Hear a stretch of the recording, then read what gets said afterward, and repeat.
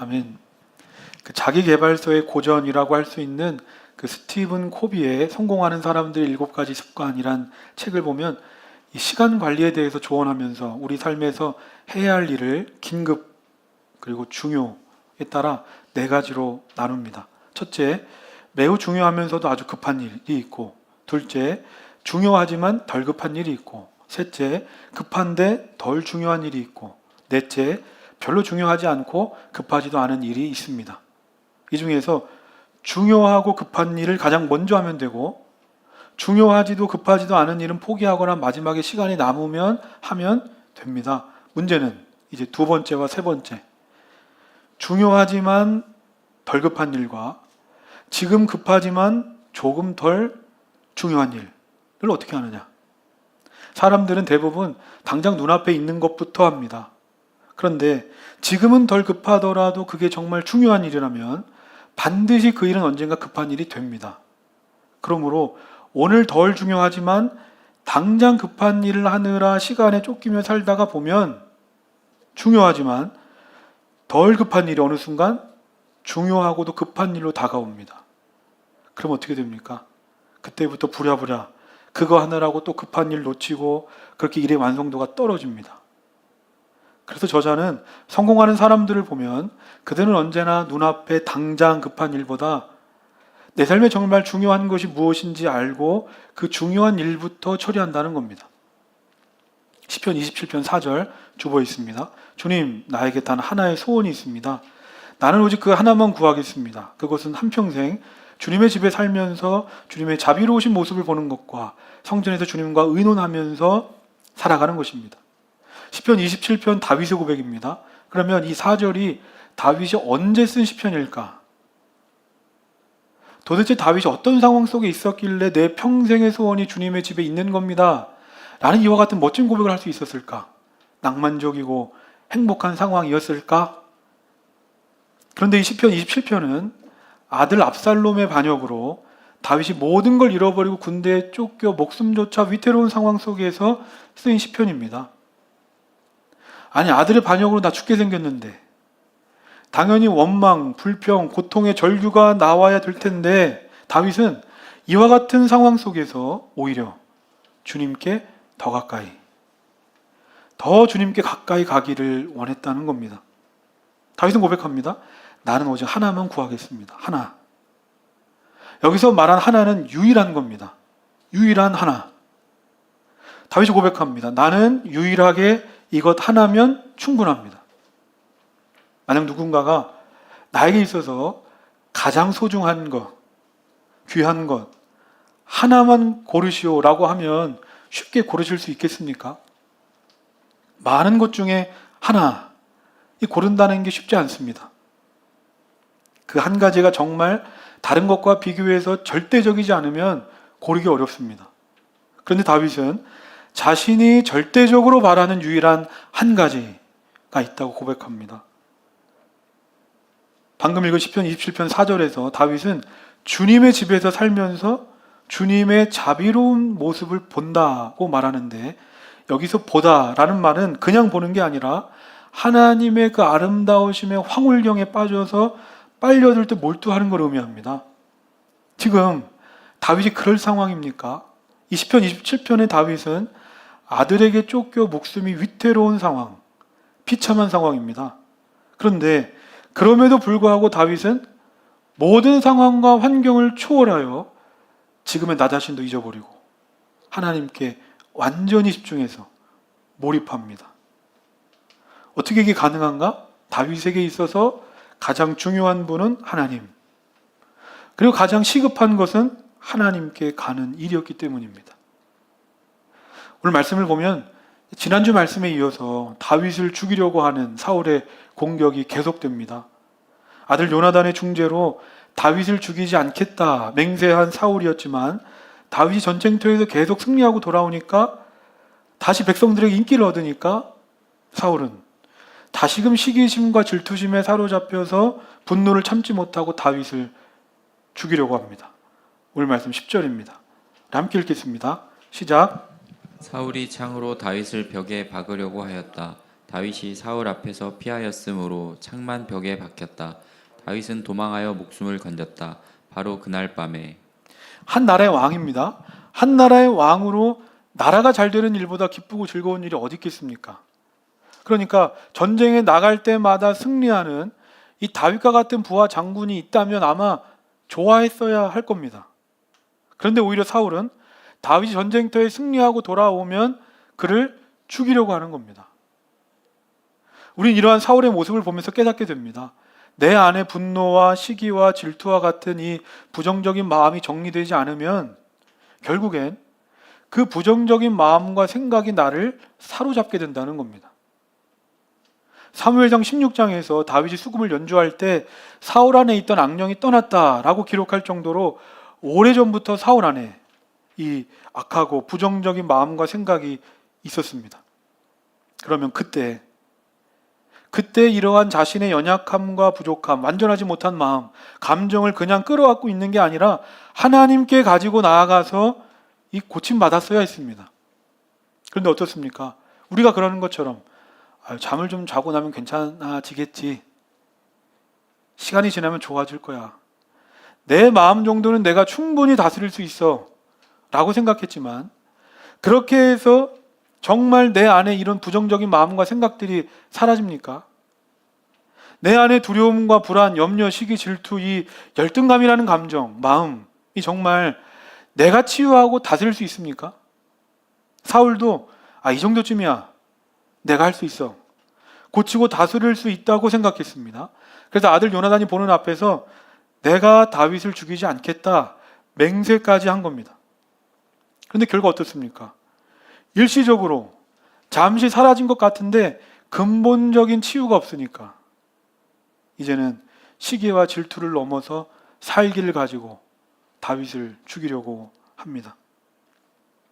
이렇듯이 별것 아니라고 생각했던 내 안의 미움과 시기와 질투와 같은 이 마음, 그 마음은 악한 영이 나에게 역사하는 틈이 되고 그 틈으로 악한 영이 나에게 침투해 들어오면서 시간이 가면 갈수록 내 마음이 강팍해지고 메말라지고 완고해집니다. 이것은 결코 사울만의 얘기가 아닙니다. 누구든지 치유와 회복 없이 이 죄와 상처가 계속해서 반복되다가 보면 나도 모르게 사울처럼 내가 누군가에게 창을 던질 수 있는 겁니다. 그러므로 내 안에 이런 미움과 시기와 질투와 같은 이 악하고 부정적인 마음과 생각이 들어올 때면 우리는 빨리 그것을 제거해야 합니다. 마가복음 9장 29절입니다. 예수께서 그들에게 대답하셨다. 이런 부류는 기도로 쫓아내지 않고는 어떤 수로도 쫓아낼 수 없다. 제자들이 예수님께 묻습니다. 어찌하여 우리는 귀신을 쫓아내지 못합니까? 그때 예수님께서 말씀하십니다. 기도 외에는 어떤 수로도 귀신을 쫓아낼 수 없다.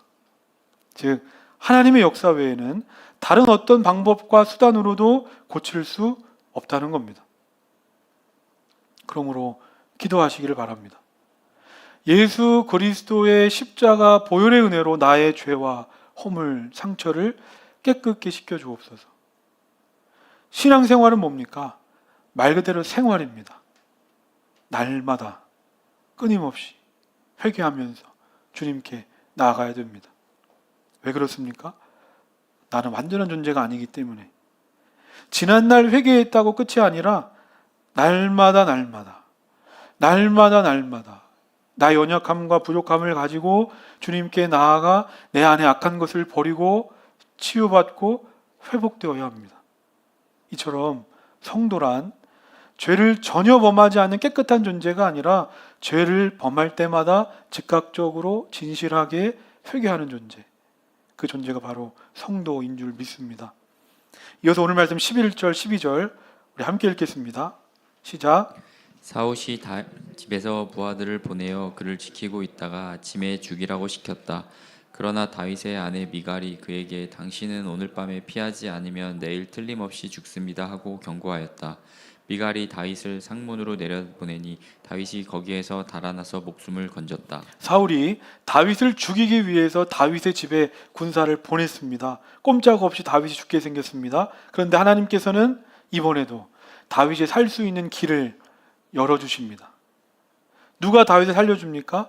다윗의 아내이자 사울의 딸인 미가를 통해서 다윗이 살아납니다. 지난주에도 봤지만 아이러니한 겁니다. 사울이 다윗을 죽이려고 할 때마다 사울의 사람들, 사울의 아들과 딸들이 다윗을 살리는 겁니다. 오늘 말씀을 보면 놀랍습니다. 다윗은 갑작스러운 사울의 공격에 어찌할 바를 모르는데 미갈이 나서서 어떻게 해야 할지, 또 그 다음 어떻게 해야 할지 다 준비해 놓은 겁니다. 미갈이 말합니다. 오늘 밤에 피하지 않으면 틀림없이 죽습니다 하면서 창문으로 다윗을 도망가게 합니다. 그리고 다윗이 침대에 누워있는 것처럼 속여서 병사들을 혼란케 하고 나중에는 사울 왕까지 속입니다. 놀라운 일입니다. 다윗과 미갈이 처음 어떻게 결혼하게 됐는가? 아버지 사울이 다윗을 죽이고자 딸을 이용한 겁니다. 그런데 그 딸 미갈이 다윗을 죽이는 게 아니라 오히려 다윗을 살립니다. 고린도전서 10장 13절 개역개정입니다. 우리 함께 읽겠습니다. 시작. 사람이 감당할 시험 밖에는 너희가 당하는 것이 없나니 오직 하나님은 미쁘사 너희가 감당하지 못할 시험 당함을 허락하지 아니하시고 시험 당할 즈음에 또한 피할 길을 내사 너희로 능히 감당하게 하시느니라. 아멘. 이 말씀 그대로입니다. 하나님은 우리가 시험 당할 때에 반드시 그 시험을 피할 길을 마련해 두십니다. 다윗이 그걸 증명하고 있습니다. 지금까지 얼마나 많은 어려움과 위기가 있었습니까? 근데 그때마다 다윗은 하나님께서 준비해 두신 피할 길, 그때마다 하나님께서 준비하신 피할 길을 수도 없이 경험하면서 여기까지 올 수 있었습니다. 이 말씀이 오늘 우리에게 은혜가 되는 건 하나님께서는 다윗에게만 시험 당할 때 피할 길을 내어주시는 하나님이 아니라 오늘 우리가 시험을 당할 때 그때에도 피할 길을 내어주신다는 겁니다. 사면초가라는 말이 있습니다. 사면초가 말 그대로 사방이 적군에 둘러싸여 있습니다. 주위를 둘러봐도 길이 없고 나를 도와줄 사람이 없습니다.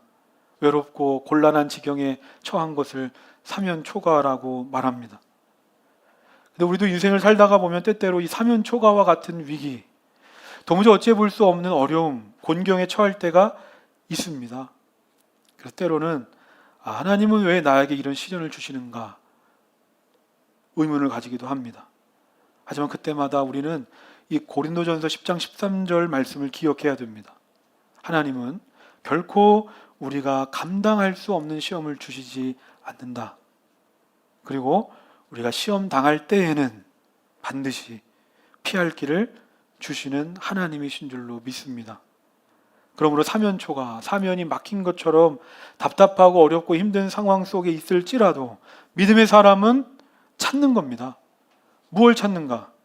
하나님께서 반드시 어딘가에 피할 길을 준비해 놓으셨을 텐데 그 피할 길이 지금 어디 있을까? 이와 같은 믿음의 눈으로 내 주위를 돌아보면 어딘가에 하나님이 준비하신 길이 있음을 발견하게 됩니다. 그러므로 사방으로 우겨쌈을 당하는 것 같은 어려움과 고통에 처했을 때도 좌절하거나 낙심하지 않으시기 바랍니다. 왜냐하면 믿음의 눈을 들어보면 어딘가에 하나님이 준비하신 피할 길이 있음을 보게 되기 때문입니다. 이어서 오늘 말씀 18절 우리 함께 읽겠습니다. 시작. 다윗은 그렇게 달아나서 살아난 다음에 라마로 사무엘을 찾아가서 그동안 사울이 자기에게 한 일을 모두 이야기하였다. 그러자 사무엘은 곧 다윗을 데리고 나요스로 가서 살았다. 다윗이 극적으로 사울을 피해서 어디로 도망갑니까? 견고한 성으로 힘 있는 사람에게 아닙니다. 하나님의 말씀이 있고 하나님께서 일하시는 곳으로 피합니다. 주중에 어웨이크닝 말씀 때 나눴던 말씀입니다. 잠언 18장 10절. 주님의 이름은 견고한 성루이므로 의인이 그곳으로 달려가면 아무도 뒤쫓지 못한다. 우리가 하나님께 달려가면 하나님께서는 누구도 나를 어찌할 수 없는 견고한 성루 되셔서 우리를 지키시고 인도하시고 보호하여 주신다는 겁니다. 사무엘은 선지자로 은퇴한 후에 자신의 고향 라마라는 동네로 가서 살고 있었습니다. 그리고 말씀을 보면 나얏이라는 곳이 나오는데, 나얏은 지명이 아니라 거처라는 뜻으로 학자들은 이 나얏이라는 곳이 후대 양성을 위해서 사무엘이 세운 선지 기숙 학교라고 추정합니다. 그래서 오늘날 말로 하면 교회, 그리고 예배 공동체가 바로 이 라마 나얏 공동체입니다. 18절 말씀 보면 다윗이 사무엘에게 찾아가 그동안 자신에게 있었던 모든 일들을 이야기했다라고 말합니다. 그러니까 이 말은 다윗이 지금까지 겪었던 그 숱한 어려움들, 고민들, 어려움들, 눈물들, 상처들 숨김없이 다 사무엘에게 이야기했다는 말입니다. 아무리 가까운 사람이라도 내 속마음까지, 내 기쁜 고민과 아픔, 눈물까지 말하기는 어렵습니다. 그리고 내가 지금 힘든 상황에 있는데 이 상황 그대로 찾아가면 내가 괜히 저 사람에게 부담 주는 게 아닐까 생각해서 어려움 있는 사람은 누군가에게 선뜻 찾아가기도 쉽지 않습니다. 그런데 다윗은 사무엘에게 찾아가 모든 것들 이야기합니다. 저는 이 말씀을 보면서 우리 교회가 이런 교회가 되면 참 좋겠다라는 생각을 하게 됩니다. 내가 기쁠 때나 슬플 때나 내가 힘들고 어려울 때나 언제라도 편안하게 갈 수 있는 교회, 또 만나고 싶은 성도가 되는 겁니다. 지난주에 그 이은하 이루리 성도에게 연락이 왔습니다. 선철 청년 아버지가 몸이 안 좋으신데 반찬을 만들어가면 찾아뵈면 좋겠다 하는 연락이었습니다. 제가 듣기로는 은하 우리 청년뿐만 아니라 반찬을 만드는데 여러분들 도와주셨다고 들었지만, 제가 그 이야기를 들으면서 그 연락을 받고 무엇보다 그 마음이 참 귀하고 아름답다 하는 생각이 들었습니다. 교회라는 곳이 이 대단한 규모의 엄청난 시설, 또 좋은 장비를 갖춘 것만이 교회일까? 그래서 다윗이 라마나얏에 간 걸까? 그렇지 않습니다. 다윗이 라마나얏에 찾아간 건 그곳에 나를 따뜻하게 맞이해 줄 사무엘이 있었기 때문입니다. 내가 기쁘고 잘 나갈 때는 함께할 사람이 많습니다. 내가 없어도 됩니다. 저는 특별히 우리 교회가 힘들고 어려움 가운데 있는 사람들을 품어주고 받아주고 용납해 줄 수 있는 교회가 되면 좋겠다 생각이 듭니다.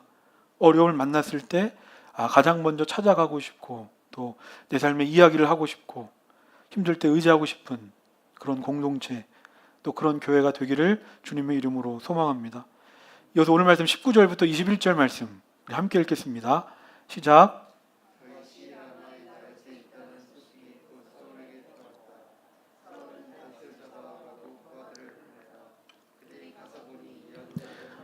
사무엘 앞에서 춤추고 소리치며 예언을 하고 있었다. 그 순간 그 부하들에게도 하나님의 영이 내리니 그들도 춤추고 소리치며 예언을 하였다. 사람들이 사울에게 이 소식을 알리니 사울이 다른 부하들을 보냈으나 그들도 춤추고 소리치면서 예언을 하는 것이었다. 사울이 다시 세 번째로 부하들을 보내니 그들도 마찬가지로 춤추고 소리치면서 예언을 하였다. 다윗이 라마 나얏에 숨어 들어갔다라는 이야기를 듣고 사울이 즉시로 부하들을 보냈습니다. 다윗을 죽일 암살조를 보낸 겁니다. 그래서 어떻게 됐는가? 20절 보면 사울이 다윗을 죽이기 위해 보낸 병사들에게 하나님의 영이 임한 겁니다. 그래서 자신들이 무엇 때문에 이곳에 온 줄도 잊어버리고 춤추며 노래하고 예언합니다. 한번 상상해 보시기 바랍니다. 사울 입장에서는 지금쯤이면 무슨 보고가 들어와야 되는데 아무 소식도 없습니다. 그래서 다시 부하들을 보냅니다. 근데 어떻게 됩니까? 21절 보면 앞서 보낸 병사들과 똑같이 그들에게도 하나님의 영이 임하여 자신들이 이곳에 온 목적도 다 잊어버리고 춤추고 노래하며 예언합니다. 저절로 문제가 해결됐습니다. 저는 이것이 바로 우리가 하나님의 영, 성령 충만을 구해야 하는 이유인 줄 믿습니다. 말 그대로 성령은 능력이기 때문입니다. 아니, 사울이 다윗을 죽이려고 보낸 병사들이었습니다. 그런데 그런 그들이 자신이 이곳에 온 목적도 잊어버리고 갑자기 춤을 춘다, 노래한다, 예언한다. 말이 안 됩니다. 그런데 성령이 임하니까 우리 인간의 모든 것을 압도하는 능력으로 그 일이 풀어지는 겁니다. 마태, 마가, 누가, 요한복음에서는 예수님을 따라다니면서도 맨날 실수하고 실패하던 제자들이 사도행전에서 마치 다른 사람이 된 것처럼 어떻게 그런 놀라운 능력을 행할 수 있었을까? 그것은 그들에게 성령이 임했기 때문입니다. 인도 선교사 스테니 존스의 순례자의 노래라는 책을 보면 거듭남 그리고 성령 충만에 대해서 이렇게 말합니다. 내가 예수님을 믿을 때 하나님께서 내게 거듭남과 성령 충만이란 두 가지 선물을 주셨는데, 거듭남은 나를 하나님 나라로 데리고 왔고 성령 충만은 하나님 나라를 내게로 데리고 왔다. 다윗 입장에서는 도저히 자신을 향한 이 사울의 비난, 오해, 공격 이해할 수 없고 받아들일 수 없고 해결할 수 없습니다. 그래서 이때 많은 사람들이 더 이상 참지 못하고 자신의 억울함과 분노를 풀기 위해 사울과 똑같은 방식으로 공격하고 복수하고 보복합니다. 하지만 오늘 말씀을 보면 이 문제 어떻게 풀어집니까? 성령이 임하니까. 성령이 임하니까. 도저히 변화되지 않을 것 같았던 사람의 마음이 변화되어 하나 되게 하시는 겁니다. 아, 성령이 임하니까. 그곳이 어디든지, 그곳이 누구든지 하나님 나라가 임하는구나. 이와 같은 성령의 역사가 오늘 우리 가정에 임한다면 우리 가정이 풀지 못할 문제가 없겠고 악한 영이 틈탈 수가 없겠구나. 아, 이와 같은 성령의 역사가 우리의 직장과 우리 교회에 임한다면 하지 못할 것이 없겠구나. 특별히 예배 공동체였던 라마, 나요세 이와 같은 성령의 임재, 성령의 역사가 임했던 것처럼 오늘 우리가 드리는 이 예배 가운데 성령의 임재, 성령의 역사를 사모하시고 구하시기를 바랍니다. 오늘 말씀을 보면 이와 같은 성령의 역사가 사울에게까지 임합니다. 오늘 말씀 23절, 24절 함께 읽겠습니다. 시작. 사울이 거기에서 라마의 나요스로 가는데 그에게도 하나님의 영이 내려서 그는 라마의 나요스에 이를 때까지 계속하여 춤추고 소리치며 열광 상태에서 예언을 하며 걸어갔다. 사무엘 앞에 이르러서는 옷까지 벗어버리고 춤추고 소리치면서 예언을 하고 나서 그날 하루 밤낮을 벗은 몸으로 쓰러져 있었다. 사울도 예언자가 되었는가 하는 말이 여기에서 나왔다. 다윗을 잡으러 보낸 병사들이 소식이 없으니까 참지 못한 사울이 이제는 직접 다윗을 잡으러 갑니다. 그런데 앞서 보낸 병사들보다 더 놀라운 일이 사울에게 일어났습니다. 23절 보면 라마 나요스에 가기 전부터 사울에게 하나님의 영이 임해서 가는 중에 사울이 춤추고 노래하고 예언, 하나님의 뜻을 말하기 시작합니다. 그리고 24절 보면 사무엘 앞에 이르러서는 사울이 옷을 벗어버리고 바닥에 누워버립니다. 성경에서 옷을 벗는다라는 말은 자신의 신분, 역할을 내려놓는 걸 의미합니다.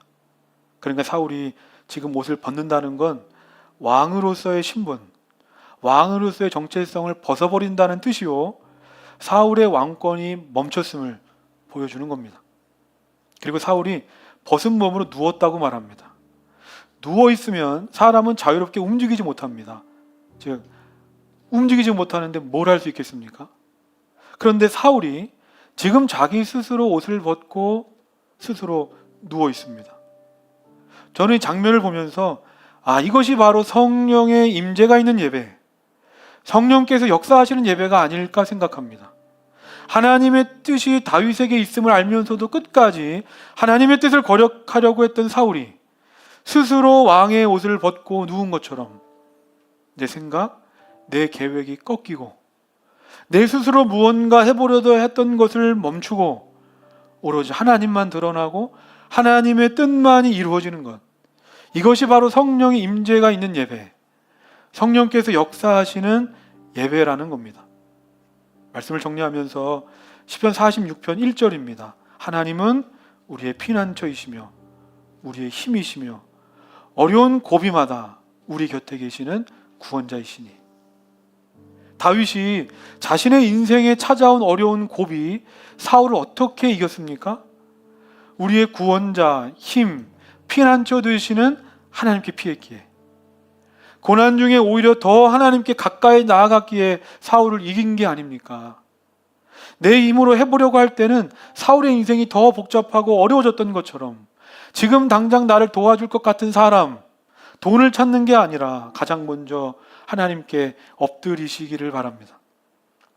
내가 아무리 대단하다고 한들 내가 어떻게 우리 가정, 우리 사업, 내가 하는 일, 교회를 지킬 수 있겠습니까? 지난 한 주간도 하나님이 나와 함께 하지 않으셨다면 오늘 내가 어떻게 이 자리에 나올 수 있었겠습니까? 어떻게 살아야 하나? 무엇부터 해야 하나? 답답하고 막막할 때, 그때가 바로 하나님께 더 가까이 나아갈 때인 줄로 믿습니다. 예배부터 시작하십시오. 나는 그저 예배한 것뿐인데 거기서부터 모든 문제의 해결이 시작될 줄로 믿습니다. 오늘 말씀을 기억하면서 우리 함께 찬양하겠습니다.